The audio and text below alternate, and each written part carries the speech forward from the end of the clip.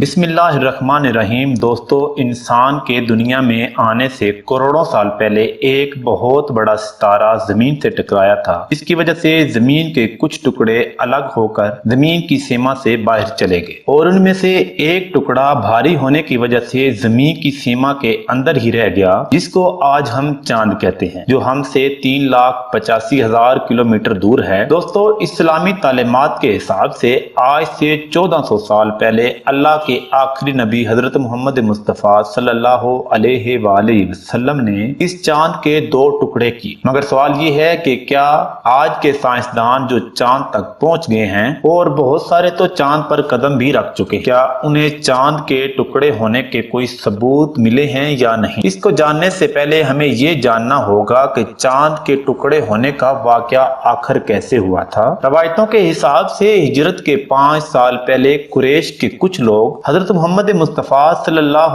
علیہ وآلہ وسلم کے پاس آئے اور کہا، اگر آپ واقعی اللہ کے سچے نبی ہیں تو کچھ معجزہ دکھائیں۔ اس پر نبی پاک صلی اللہ علیہ وآلہ وسلم نے ان سے پوچھا کہ تم لوگ کیا دیکھنا چاہتے ہو؟ لہذا ان لوگوں نے سوچا کہ کیوں نہ محمد سے ایسا کام کروایا جائے جو ناممکن ہو۔ انہوں نے حضور سے کہا کہ محمد اس چاند کے 2 ٹکڑے کر دو۔ نبی صلی اللہ علیہ وآلہ وسلم نے فرمایا کہ اگر ایسا ہو جائے تو کیا تم لوگ ایمان لے آؤ گے؟ وہ لوگ کہنے لگے کہ ہاں، ہم ایمان لے آئیں گے۔ حضور نے اللہ سے دعا مانگی اور چاند کی طرف انگلی سے اشارہ کیا۔ دیکھتے ہی دیکھتے اچانک چاند پھٹ پڑا اور اس کے 2 ٹکڑے ہو گئے، یہاں تک کہ چاند کا ایک ٹکڑا پہاڑ کے اس طرف اور دوسرا ٹکڑا پہاڑ کے اس طرف تھا۔ سب لوگوں نے یہ منظر صاف طور پر اپنی آنکھوں سے دیکھا۔ پھر محمد صلی اللہ علیہ وآلہ وسلم نے فرمایا کہ لوگوں دیکھ لو، یاد رکھنا اور گواہ رہنا۔ اس کے بعد آپ نے اپنی انگلی سے چاند کی طرف اشارہ کیا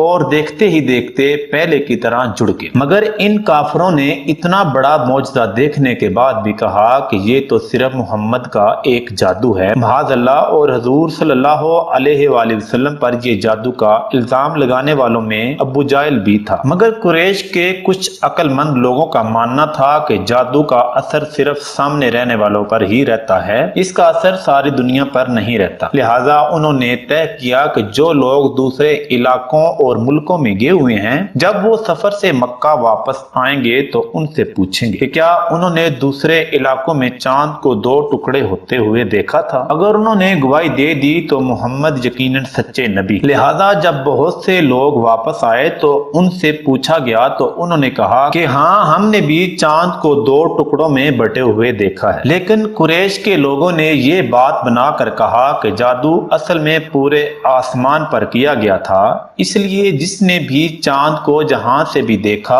انہوں نے جادو ہی دیکھا ہے۔ پیارے دوستو، اس کے بعد کچھ لوگ رسول پاک صلی اللہ علیہ وآلہ وسلم پر ایمان لے کر آئے اور باقی گمراہ ہی رہے، اور ان میں ہی گمراہ لوگوں میں بعد میں آنے والے منکروں اور ملحدین نے بھی چاند کے 2 ٹکڑے ہونے کے اس معجزے کو جھوٹا ثابت کرنے کی بہت کوشش کی، اور اس معجزے پر بہت سے سوال کیے، جن میں یہ کہا گیا ہے کہ اگر چاند کے 2 ٹکڑے ہونے کا یہ معجزہ حقیقت میں ہوا تھا تو اس وقت چاند کے 2 ٹکڑے ہوتے ہوئے دوسرے شہروں اور ملکوں میں کیوں دکھائی نہیں؟ اس اعتراض کا ایک جواب تو حدیث مبارکہ میں بھی موجود ہے کہ جب قافلے والے مکہ آئے تو انہوں نے مانا کہ انہوں نے چاند کے 2 ٹکڑے ہوتے ہوئے دوسرے علاقوں میں بھی دیکھا، جبکہ وہ لوگ خود محمد مصطفیٰ صلی اللہ علیہ وآلہ وسلم کے سخت خلاف اور دشمن۔ دوسرا یہ کہ جب کچھ علاقوں میں چاند نکلتا ہے تو اس وقت دنیا کے دوسرے علاقوں میں دن کا وقت ہو رہا ہوتا ہے، اس لیے آسمان میں روزانہ طرح طرح کی نشانیاں ظاہر ہوتی رہتی ہیں، جیسے رنگ برنگ کے بادل،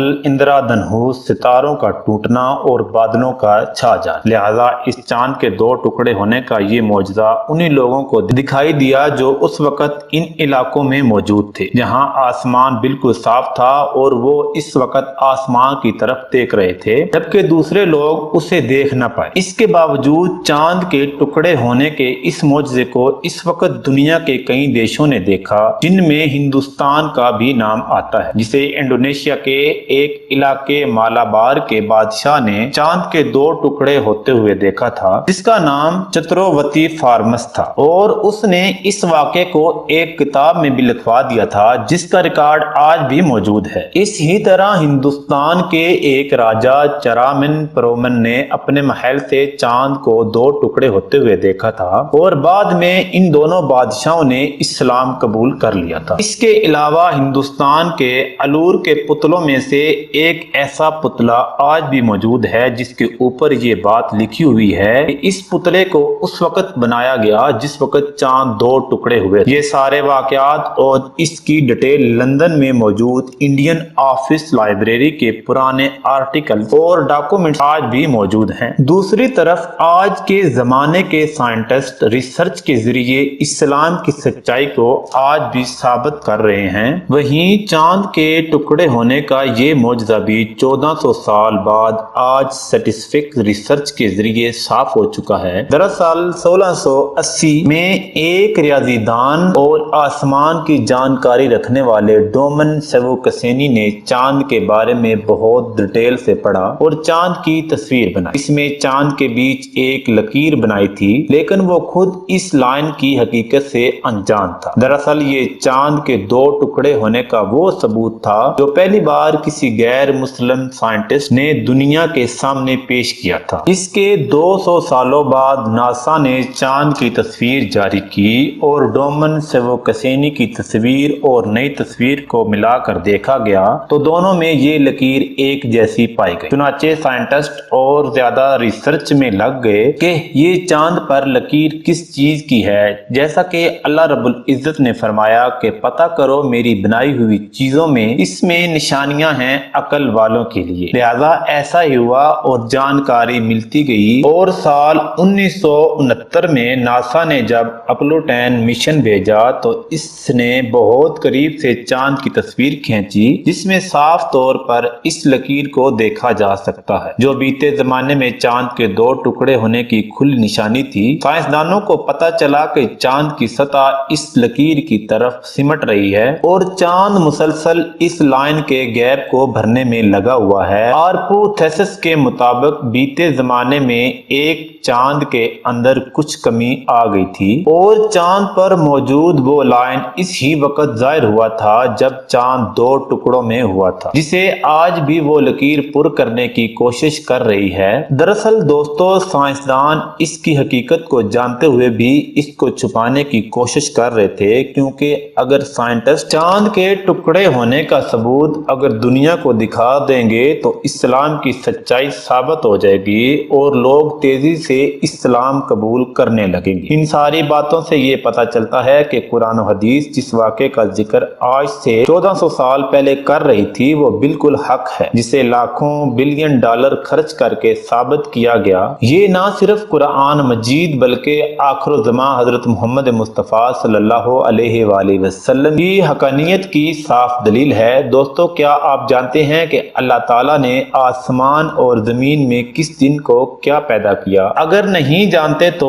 اس بارے میں حضرت امام مسلم رحمۃ اللہ علیہ نے سیدنا ابو ہریرہ رضی اللہ تعالی عنہ کی روایات پیش کی۔ وہ کہتے ہیں کہ نبی اکرم صلی اللہ علیہ وآلہ وسلم نے میرا ہاتھ پکڑا اور فرمایا اللہ تعالیٰ نے ہفتے کے دن مٹی کو پیدا کیا اور اتوار کے دن زمین میں پہاڑ اور پیر کے دن درخت اور منگل کے دن تکالیف مصیبتیں جراثیم اور بیماریاں اور بدھ کے دن نور کو اور جمعرات کے دن چوپاؤں کو زمین پر پھیلا دیا اور تمام مخلوقات میں جمعہ کے دن کی آخری گھڑیاں یعنی عصر سے رات کے بیچ میں آدم علیہ السلام کو پیدا کیا۔